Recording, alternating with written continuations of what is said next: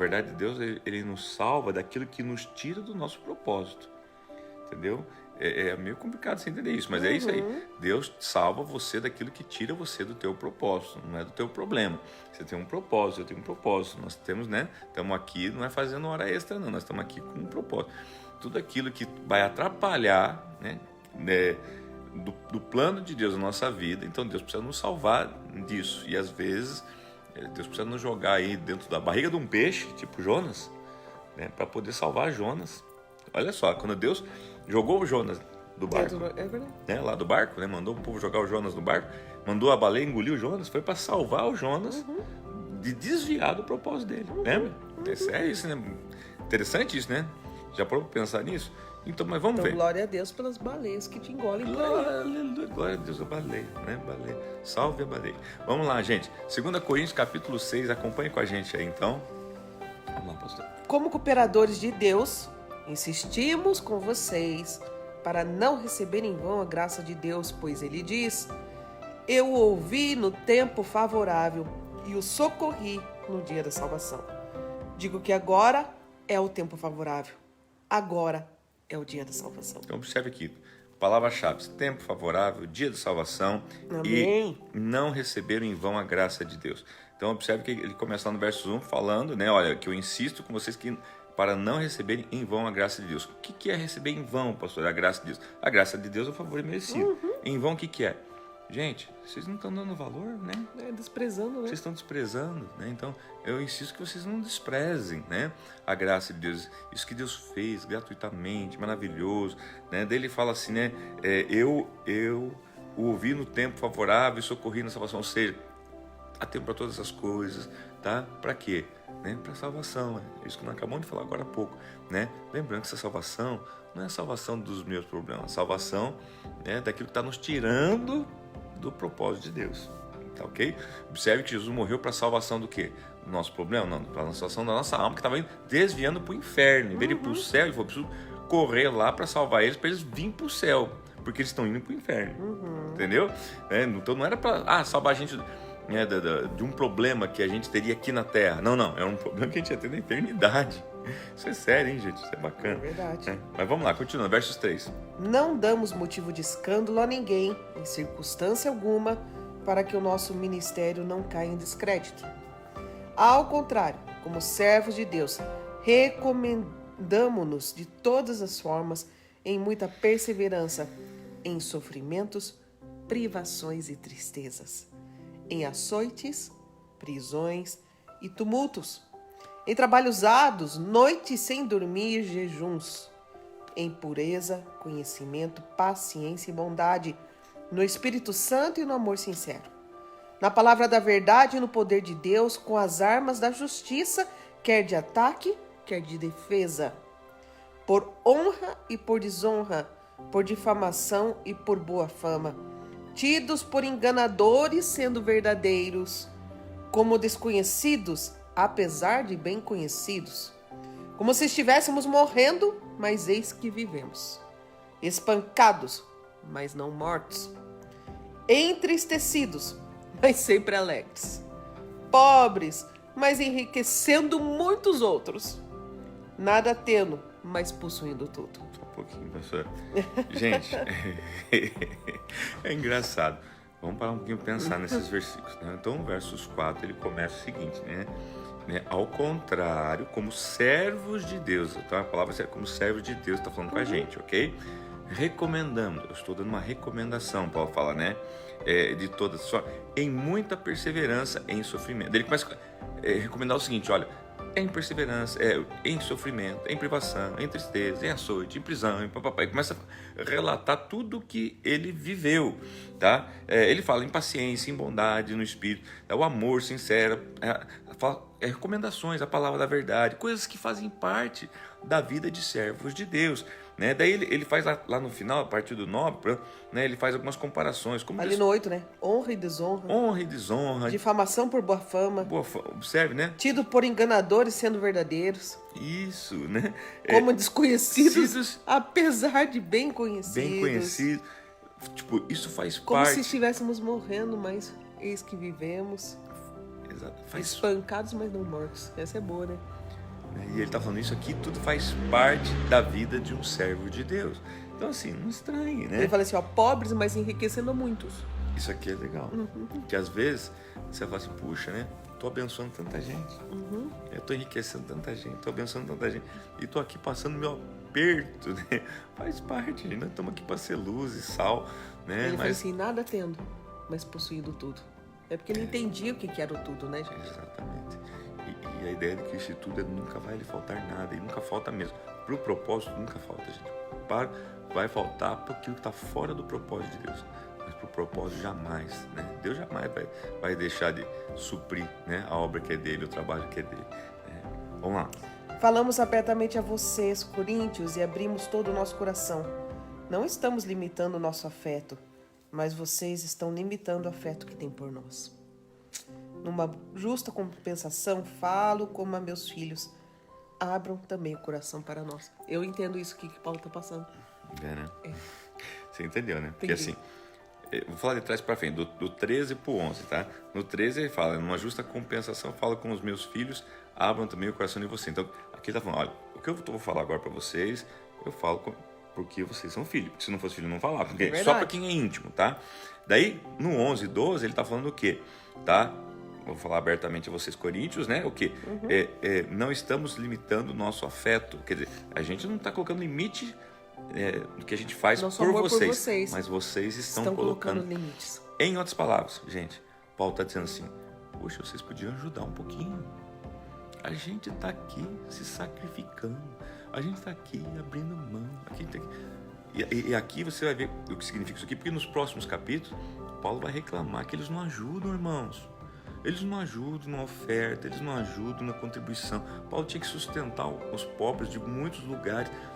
O povo aqui não ajudava. E não é que não ajudava porque não tinha. Não ajudava porque não queria ajudar. Ele está falando assim, gente, nós não estamos limitando o nosso afeto, nós não estamos medindo esforço, nós estamos, né? Você vê quanta coisa lá, gente. Porque se todo mundo fizesse a sua parte, agora, não ia ele fala assim, nunca. Eu estou falando para vocês como os filhos, pelo amor de Deus, Paulo está dizendo, ajuda um pouquinho, gente. Ele fala assim, ele diz, né, falo como a meus filhos. Ele fala, numa justa compensação, tipo, é algo justo, né? Falo como a meus filhos, abram também coração para nós. Isso. Então, assim, abre o coração por quê? O coração de vocês estão fechado. Nós estamos aqui, estamos ajudando. Vocês recebem a nossa ajuda, vocês recebem o nosso afeto, vocês recebem, mas vocês não ajudam. Vocês têm que ajudar, né? Então, graças a Deus que é o apóstolo Paulo, porque se eu falando, se você falando, nós ia ser mal interpretado. Ia ser. O apóstolo Paulo pode falar essas coisas, né? Então, vamos lá. Dá para usar o texto dele? Pode. Inclusive, você fala assim, o apóstolo Paulo mandou falar. Mandou falar, Versos 14, gente, pega aí. Não se põe em julgo desigual com descrentes, pois o que tem em comum a justiça e a maldade, ou que comunhão pode ter a luz com as trevas? Que harmonia entre Cristo e Belial? Que há de comum entre o crente e o descrente? Que acordo há entre o templo de Deus e os ídolos? Pois somos santuário de Deus vivo, como disse Deus, habitarei com eles e entre eles andarei. Serei o seu Deus e eles serão o meu povo. Portanto, saiam do meio deles e separem-se, diz o Senhor. Não toquem coisas impuras e eu os receberei. E serei o seu pai e vocês serão meus filhos e minhas filhas, diz o Senhor Todo-Poderoso. E aqui a ideia é importante você entender. Tem muita gente que entende isso aqui errado. Por quê? Entende isso aqui, gente, como uma coisa assim. Deixa eu explicar para você. Tipo assim, eu não posso estar. Eu tenho que me isolar. Com quem é do mundo ou com quem não tem a mesma fé. Não é isso. Aqui fala de jugo. Lembrando que jugo era aquela coisa que os bois levavam na canga, né? Que quando os dois bois trabalhavam juntos, eles colocavam um jugo, né? Para quê? Para que eles pudessem puxar juntos. Agora pensa você em dois bois de tamanhos diferentes, tá? Como que você acha que esse jugo vai se comportar? Né? A carroça vai andando, fica aquela coisa desigual. A ideia é justamente assim, do jugo desigual, é assim, que haja um jugo igual, ou seja, que ambos, né, levem o mesmo peso, que ambos puxem a mesma, né? Desigual é porque quando um tá mais do que o outro. E o que ele estava falando lá anteriormente? Nós estamos fazendo, mas vocês não estão. Quer dizer, ele está falando, um jugo tá tendo um jugo desigual, tá tendo um negócio aí meio que, né? E aqui daí ele fala o quê? E vocês estão se unindo com gente aqui e tá vivendo essa coisa desigual e tá tudo bem. Ele está dizendo para vocês está tudo bem, né? A ideia do associar-se, dele começa a falar assim, ó, numa associação, comunhão entre luz e trevas. Tipo assim, vocês estão... Interessante que tem coisas que vocês se associam, mesmo sendo desigual. Mas a coisa que a gente... Conforme é conveniente, né? A gente tá aqui na mesma obra, tal, que deveríamos estar uma coisa igual, né? Tipo assim, irmandade igual, não tá tendo, né? Então, ele chamando a atenção. Isso aqui vai ficar bem mais claro, pastor, no capítulo aí 7, 8, e se eu não me engano no 9, 7, 8 tenho certeza, o 9 agora não recordo plenamente. Porque daí ele vai ser bem incisivo. Aí você vai ver que vai ser claramente, ele vai falar mesmo de dinheiro, ele vai falar mesmo de contribuição. Você vai ver que nos próximos ele vai entrar nesse negócio mesmo, tá bom? E é isso, gente. O que é? Então as lições de hoje, tá? A gente entender que a gente não pode, né, desperdiçar essa graça, esse favor merecido de Deus, tá? Entender que a vida de um servo de Deus ela é feita assim de desafios, de sofrimentos, mas tudo isso, né, honrando um propósito, tá? Vemos também que o apóstolo fala, olha, gente, não pode ser nada desigual, nós estamos aqui, não negamos nenhum afeto, mas vocês não estão tendo a mesma, né, o mesmo equilíbrio, a balança não está sendo a mesma. Ele fala sobre associação mesmo, né, desigualdade, não só no caso deles com os coríntios, mas no caso dos coríntios para com a própria sociedade coríntia, fazendo os seus negócios. Tá vendo? Olha, tá vendo aí um negócio errado, vocês estão fazendo negócio com gente que não é crente, enfim, né, com gente que só pensa no lucro, não pensa nas pessoas, né, enfim. Ontem a gente usou muito, né, pastora, esse exemplo lá do pão e do padeiro, né? E é bom para exemplificar isso, né? E eu falei muito ontem, irmão, umas 2, 3 vezes isso. Eu falei, você vai na padaria, Isso é legal. Por quê? Né? Por causa do pão ou por causa do padeiro? Responde aí, você vai por causa do pão ou por causa do padeiro? Por que você vai na padaria? Né? Todos nós. Quando o pastor perguntou para mim, claro que eu respondi, foi por causa do todos pão. nós, por causa do pão, né? Pois é, mas veja bem, o pão, ele se come e depois vai pelo ralo, não vai? Né? Pela privada lá, tá? Agora o padeiro, talvez deveria ser o nosso maior foco, né? Então, ou seja, eu deveria ir na padaria por causa do padeiro. Ou seja, se o pão é ruim, eu deveria ir na padaria, mesmo o pão sendo ruim, para quê? Para ser amigo do padeiro, para ensinar o padeiro a fazer pão. Falar assim, cara, melhora esse pão aí, pelo amor de Deus, eu não aguento mais comer esse pão ruim, porque eu só vim aqui por tua causa, porque você é meu irmão. Preciso melhorar. Entendeu?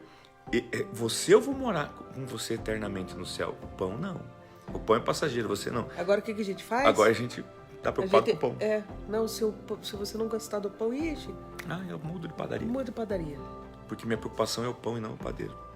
E tem muita gente que fica mudando padaria, né? E o duro que isso é uma mentalidade gente. que já está inconsciente, ou seja, a pessoa nem percebe.